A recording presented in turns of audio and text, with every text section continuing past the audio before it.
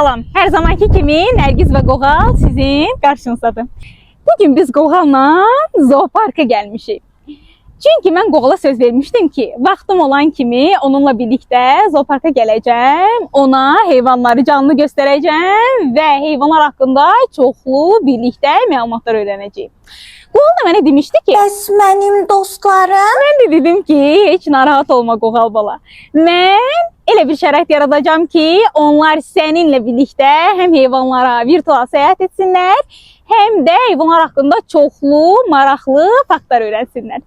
İndi isə gəlin birlikdə zooparkı kəşf edək.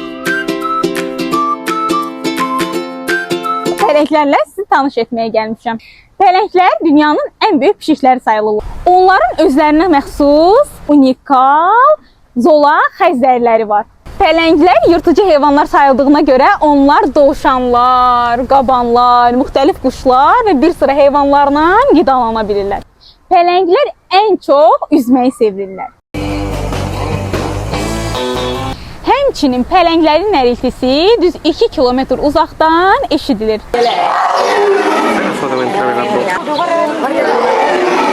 Növbəti heyvanımız isə marallardır. Marallar adətən düzənlik və meşəlik ərazilərdə yaşayırlar.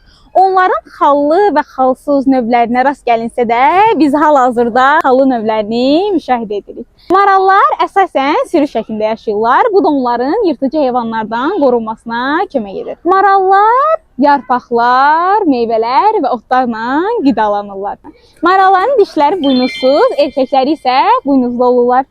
Savannalarda ağ və qara zolağı ilə seçilən heyvan zebra Afrikada yaşayır. Zebralar da marallar kimi tayfa formasında yaşayırlar. Çünki belə olduqda orada yırtıcı heyvanlardan qorunmaq daha rahat olur. Zebralar əsasən budaqlar, yarpaqlar və otlarla qidalanırlar. Onlar həmçinin təhlükə hiss etdikdə sürətlə qaça bilirlər. Dəvələr səhralarda yaşayırlar. Onların bir hürgüclü və iki hürgüclü növləri olur. Lakin biz hal-hazırda iki hürgüclü dəvələri seyr edirik. Dəvələr uzun müddət susuz qala bilirlər. Çünki onlar öz bədənlərində su ehtiyatı toplaya bilən heyvanlardılar. Dəvələrin əsas qidaları məhz tikanlar və otlardır.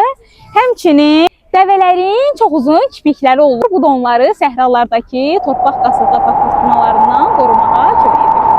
Quşlar gecə aktiv olan, çox maraqlı və ağıllı quşlardır. Onlar öz başlarını 360 dərəcə döndərə bilirlər. Bayquşların iri gözləri və çox iti caynaqları olur.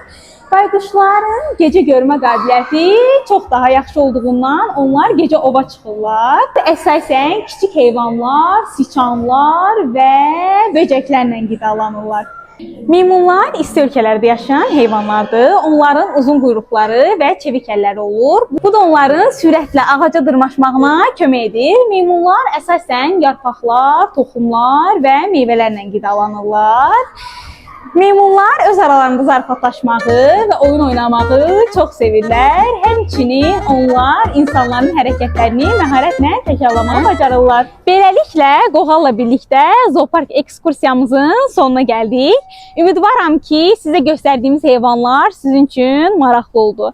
Bizdə zooparkda daha çox da heyvanlar var, lakin onları çəkmək biraz çətin oldu. Çünki bəziləri yatmışdı, bəziləri gizlənmişdi, bəziləri isə kameraya düşmək istəmirdilər. Amma siz gəlib zooparkda onlara canlı baxa bilərsiniz.